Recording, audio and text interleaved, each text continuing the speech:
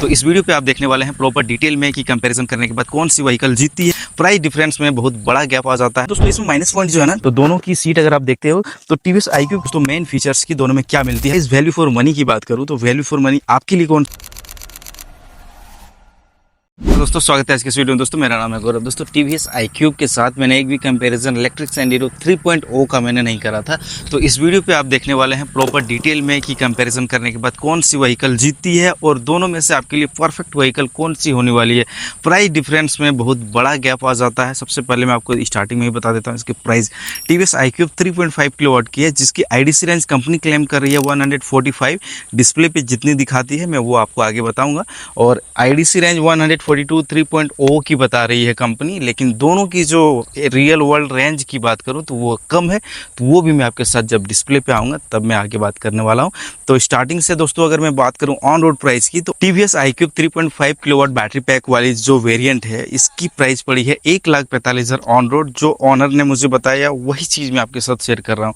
और 3.0 की ex showroom price 1,10,000 है, ऑन रोड 1,30,000 तक चली जाएगी।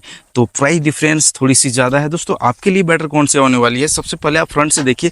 जो फ्रंट से जो लुक है वो दोनों में अलग अलग है। दोनों में लुक आपको अलग अलग मिलेगा। एक में आपको क्लासिक मिलता है, एक में स्पोर्टी मिलता है, लेकिन एलईडी लाइट आपको दोनों में मिलती है। सबसे पहले आप देखिए टीवीएस आईक्यूब की। टीवीएस आईक्यूब में आपको डीआरएल ऊपर में मिल जाती है जो कि हैंडल में है। थोड़ा सा नीचे आ जाएंगे तो बॉडी तो आपको फाइबर की मिलेगी। मैंने इससे पहले भी कंपेरिजन बहुत सारा करा है, तो ज़्यादा डिटेल में आपको जाने की ज़रूरत नहीं है। अगर आप पुराने सब्सक्राइबर हैं, नहीं है तो थोड़ा सा मैं आपको जानकारी दे देता हूँ। फ्रंट में आपको टीवीएस की लोगो मिल जाती है, नंबर प्लेट। बॉडी आपको फाइबर की मिलती है लेकिन मजबूत है, ऐसा नहीं है कि बिल्ड क्वालिटी इनकी ख़राब आती है।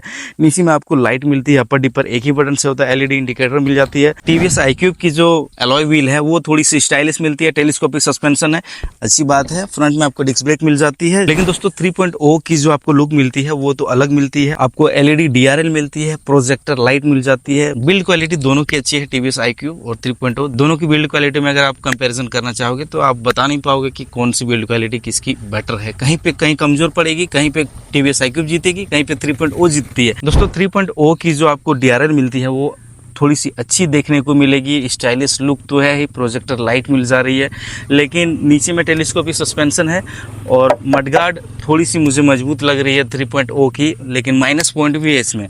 देखिए अलॉय व्हील नहीं मिलता है, इनको अपग्रेड कर देना चाहिए था। स्टाइलिश अलॉय व्हील दे देता तो अच्छा रहता है। सीबीएस दोस्तों दोनों में है, टीवीएस आईक्यूब और 3.0 दोनों में आपको सीबीएस मिल जाती है, यानी कि कॉम्बो ब्रेक। पिछला ब्रेक लोगे तो आगे भी काम करती है।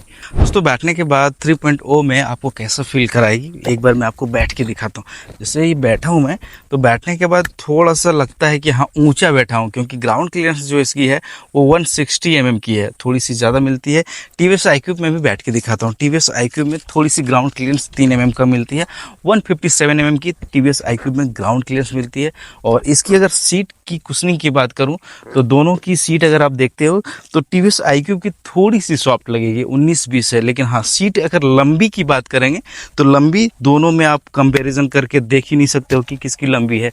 एक बार आप ध्यान से देखिएगा तो दोनों की जो सीट है वो काफ़ी लंबी है और आरामदायक भी है। 3.0 को मैंने जब इसे राइड करा था तो इसकी सस्पेंशन मुझे थोड़ी सी सॉफ्ट लगी, लेकिन हाँ अगर सस्पेंशन के मामले में आईक्यूब की बात करेंगे तो इसकी सस्पेंशन और ज़्यादा सॉफ्ट निकल के आती है, क्योंकि आप इसमें एडजस्ट कर सकते हो। दोस्तों टीवीएस आईक्यूब और 3.0 दोनों की चाबी थोड़ी सी अलग है, लेकिन हाँ 3.0 की चाबी थोड़ी लंबी मिलती है। अगर टीवीएस आईक्यूब की टॉप वेरिएंट लेते हो तो फिर एस वगैरह में तो वो आपको थोड़ी सी ज़्यादा रिमोटली एक्सेस मिलती है। रिमोटली नहीं, उसमें भी की ही आती है, तो उसके बारे में भी बात नहीं करूंगा। अभी फिलहाल तो मुझे इन दोनों के बारे में बात करना है। दोनों में बेटर आपके लिए कौन से होने वाली है। कहीं कहीं कुछ पॉइंट में जीतेगी टीवीएस आईक्यूब, किसी पॉइंट में 3.0 भी जीतने वाली है। बारी बारी से मैं कंपैरिजन करूंगा तो कहीं ना कहीं टीवीएस आईक्यूब जीतेगी, कहीं कहीं हारेगी भी। कहाँ कहाँ हारती है और कहाँ कहाँ जीतती है आप ध्यान से देखिएगा। दोस्तों अभी मैं बैठ गया हूँ टीवीएस आईक्यूब में। टीवीएस आईक्यूब की जो डिस्प्ले है वो 5 इंच की TFT डिस्प्ले है, 92% चार्ज है और 106 किलोमीटर की डिस्टेंस ये दिखा रही है। टॉप स्पीड के मामले में ये टीवीएस जीतेगी। इको मोड और स्पोर्ट मोड दो ही मोड आती है। स्पोर्ट मोड की जगह पे आईक्यूब ने पावर मोड रखा है। अभी मैं डबल स्टैंड पे हूँ। इको मोड पे 55 की स्पीड जाती है और रीजन लेवल टीवीएस आईक्यूब में है। रीजन लेवल का मतलब अगर आपको पता नहीं है तो वो रीजनरेटिव ब्रेकिंग होती है। अगर आप थ्रोटल को छोड़ते हो तो गाड़ी रिवर्स चार्ज होती है। और एक पावर मोड है। पावर मोड पे टॉप स्पीड 94 जा रही है, लेकिन ये 88 90 तक रोड पे चलेगी। 94 अभी फ़िलहाल जा रही है देखिए, लेकिन 94 जाएगी नहीं रोड पे, लेकिन अभी तो फ़िलहाल जा रही है, तो मैंने दिखा दिया आपको। उसके बाद दोस्तों अब मैं बात करता हूँ इसमें क्या क्या दिखाता है डिस्प्ले पे। डिस्प्ले पे आपको टाइम दिखाती है, डेट दिखाती है, बैटरी दिखाती है। उसके बाद ब्लूटूथ कनेक्टिविटी करेंगे, ऐप कनेक्टिविटी करेंगे तो मोबाइल ऐप नेटवर्क जो भी डिटेल है सब कुछ आपको शो करने लगता है।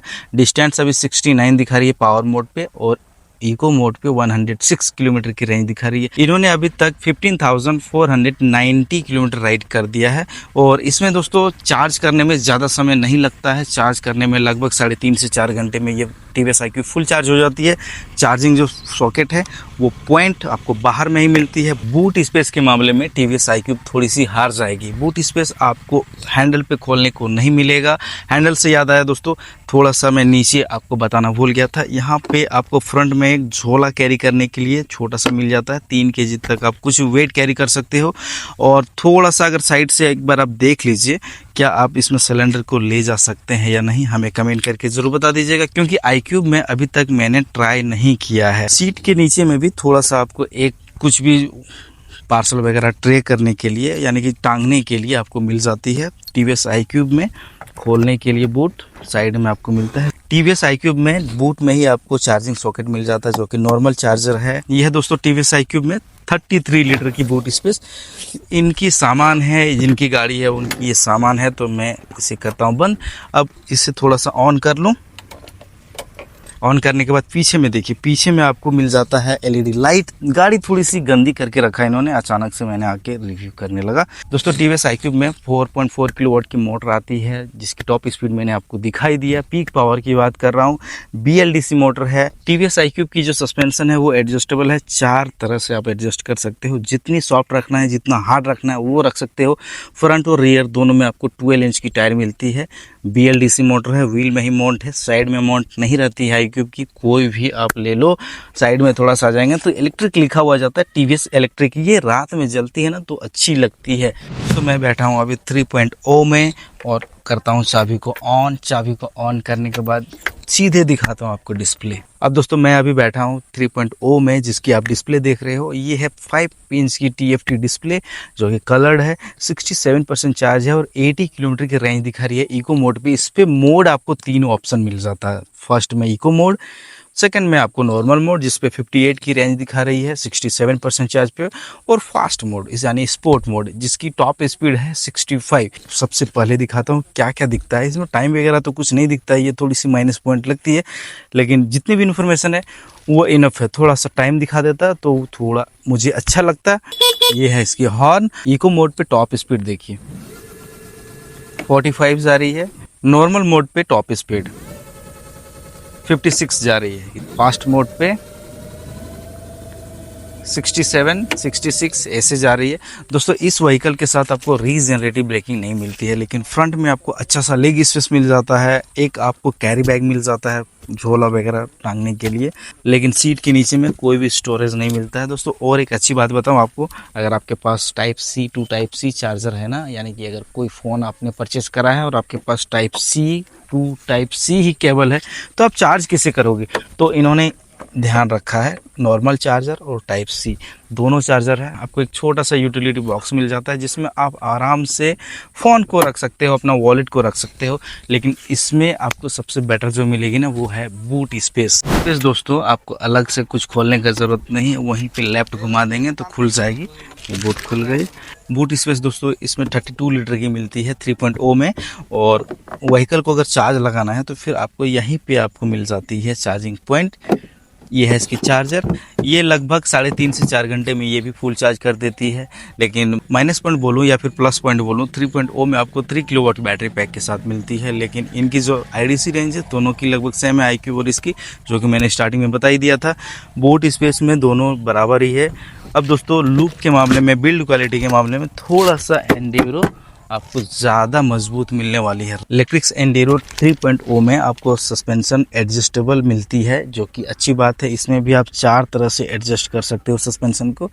और BLDC मोटर इसमें भी है, लेकिन मोटर की पीक पावर 3.3 किलोवाट की है, जो कि आपने स्पीड देख ही लिया होगा।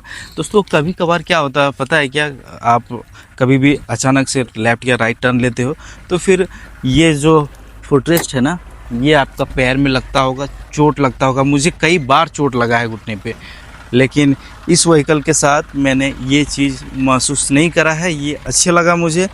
TVS iQube में फुटरेस्ट तो है, लेडीज़ फुटरेस्ट भी अलग से लगाना पड़ता है, लेकिन इनकी जो फुटरेस्ट है वो प्लास्टिक की है और 3.0 की मेटल की है। अब दोस्तों रह गई बात मेन फीचर्स की, दोनों में आपको टेक्नोलॉजी में क्या क्या मिल जाती है। टेक्नोलॉजी में हिल होल्ड आपको 3.0 में मिलती है, जो कि iQube में मिसिंग है। ऐप कनेक्टिविटी दोनों में है, लाइव लोकेशन दोनों में है, और मोबाइल ऐप कनेक्टिविटी में जियो फैंस वगैरह दोनों में है। थोड़ा सा आपको जो मिलता है रिवर्स मोड दोनों में है, लेकिन आपको हिल होल्ड 3.0 में मिलेगी। रेंज दोस्तों दोनों की 120 दिखाती है और लगभग उतनी ही चलती है। हाँ, आपको स्पीड थोड़ी सी TVS iQube में ज़्यादा मिलती है। 3.5 किलोवाट की बैटरी है और 4.4 किलोवाट मोटर है, तो इसकी जो टॉप स्पीड निकल के आती है तो वो थोड़ी सी ज़्यादा है।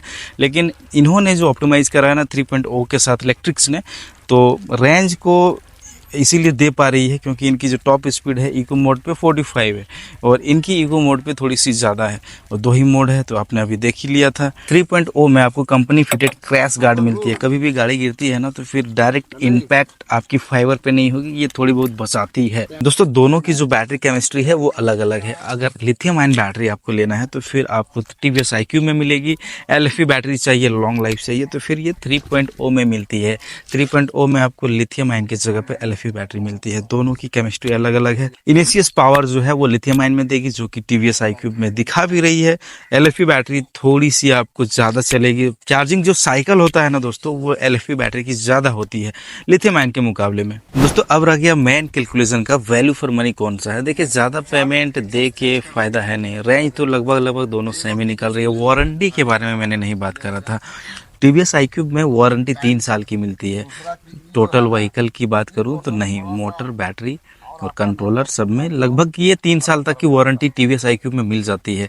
वही चीज़ एंडीरो 3.0 में आपको मिल जाता है। 5 साल 75,000 की वारंटी इसमें भी है। 5 साल 50,000 की वारंटी है। 75,000 आप एक्सटेंडेड करा सकते हो कि नहीं, ये अपने डीलर से एक बार आप पूछ लीजिएगा। लेकिन 3.0 में आपको 5 साल 75,000 की ओवरऑल व्हीकल पे मिलती है। फ्री में RSA मिलती है। TVS iQube में भी RSA है, लेकिन आपको अलग से लेना पड़ेगा। ब्रेक लॉक TVS iQube में है, ये अच्छी बात है। इन्होंने ब्रेक लॉक दिया हुआ है लेफ्ट साइड में, यानी कि हिल होल्ड अगर नहीं भी है तो फिर ये ब्रेक लॉक से काम चल जाएगी। लेकिन एंडीरो 3.0 में आपको हिल होल्ड मिलती है, लेकिन ये मैनुअली काम करती है, ऑटोमेटिक नहीं रुकेगी। तो ओवरऑल कैलकुलेशन की बात करूँ तो रीजन लेवल अगर आपको चाहिए तो iQube जीतेगी। बैटरी रिमूवल दोनों में नहीं है, आपको फिक्स बैटरी मिलती है 3 किलोवाट की 3.0 में, 3.5 किलोवाट TVS iQube में। प्राइस आप देख लीजिएगा आपके लिए कौन सा। हैंडलिंग के बारे में बात करूं तो दोनों की जो हैंडलिंग है वो स्मूथ है। TVS iQube की हैंडलिंग थोड़ी सी आपको ज़्यादा स्मूथ मिलती है। कंट्रोल थोड़ी सी ज़्यादा आ जाती है क्योंकि इसमें डिस्क है। लेकिन ओवरऑल बात करूं वैल्यू फॉर मनी की तो फिर TVS iQube को छोड़ के 3.0 एक बार आप टेस्ट राइड जरूर लीजिएगा अगर आपको लेना है तो। इस वीडियो में इतना ही दोस्तों। वीडियो कैसा लगा हमें कमेंट करके ज़रूर बता दीजिएगा। धन्यवाद।